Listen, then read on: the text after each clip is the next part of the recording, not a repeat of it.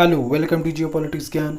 हमारे देश में बहुत समय से नाम बदलने का सिलसिला चला आ रहा है, लेकिन इस बार देश का नाम इंडिया से हटाकर भारत करने की मांग की जा रही है। इसके लिए सुप्रीम कोर्ट में केस तक फाइल किया जा चुका है। हमारे देश में बहुत से ऐसे लोग हैं जो इस मांग को सपोर्ट भी कर रहे हैं। इसमें उनका कहना है कि इंडिया जो शब्द है वे अंग्रेज़ों के द्वारा दी गई एक गाली है, जबकि भारत शब्द हमारी संस्कृति का प्रतीक है।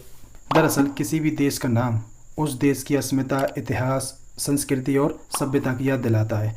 ऐसे में हमारे देश के कुछ लोगों का मानना है कि हमारे देश का नाम इंडिया गुलामी का प्रतीक है।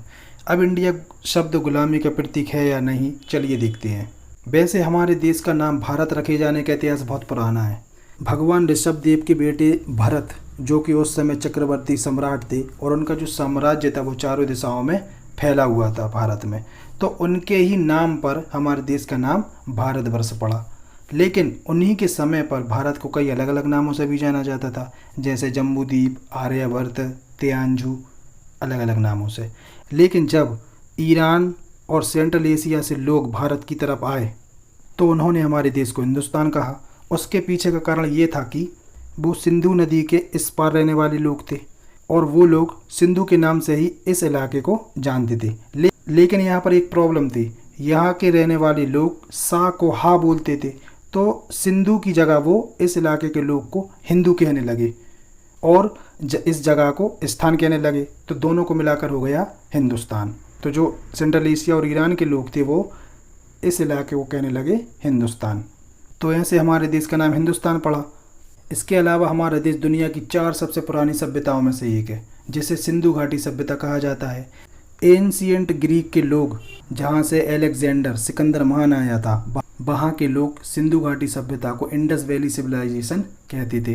अब जो इंडस शब्द था ना, वो लैटिन भाषा का शब्द था और लैटिन भाषा दुनिया के सबसे बड़े साम्राज्यों में से एक रोमन साम्राज्य की ऑफिशियल लैंग्वेज थी।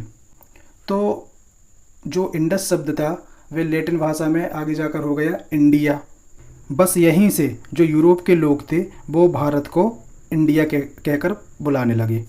इसके साथ ही जब अंग्रेज भारत आए तो उस वक्त भारत को हिंदुस्तान कहा जाता था, लेकिन अंग्रेज़ों ने लैटिन भाषा में यूज होने वाले इंडिया शब्द को से ही हमारे देश को पुकारा।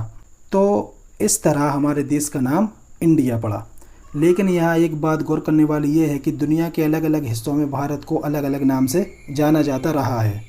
जैसे यूरोप में इंडिया, अरब वर्ल्ड में अल हिंद, ईरान और सेंट्रल एशिया में हिंदुस्तान, और अभी भी वहाँ के लोग इन नामों से हमारे देश को पुकारते हैं।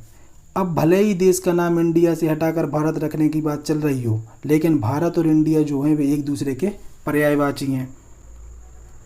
क्योंकि अगर आप भारत के संविधान को देखें तो उसमें इंग्लिश में कॉन्स्टिट्यूशन ऑफ इंडिया है और हिंदी में भारत का संविधान लिखा होता है। अगर ये दोनों अलग होते तो हिंदी में भी इंडिया ही लिखा होता, लेकिन ऐसा है नहीं। इसके अलावा हमारे पासपोर्ट पर भी रिपब्लिक ऑफ इंडिया लिखा होता है, भाई हिंदी में भारत का गणराज्य लिखा होता है। तो ये दोनों नाम एक दूसरे के पर्यायवाची हैं। और वैसे भी हमारे संविधान निर्माता डॉक्टर BR अम्बेडकर ने कहा है कि इंडिया एक इंटरनेशनल नाम है जिसे दुनिया में जाना जाता है और जो भारत की इतने सारे कल्चर और भाषाओं को रिप्रेजेंट दुनिया के सामने करता है। तो इस वीडियो में इतना ही। उम्मीद है वीडियो आपको अच्छी लगी होगी। वीडियो को लाइक, शेयर, कमेंट करें और चैनल को सब्सक्राइब करें। मिलते हैं अगली वीडियो में। Thank you.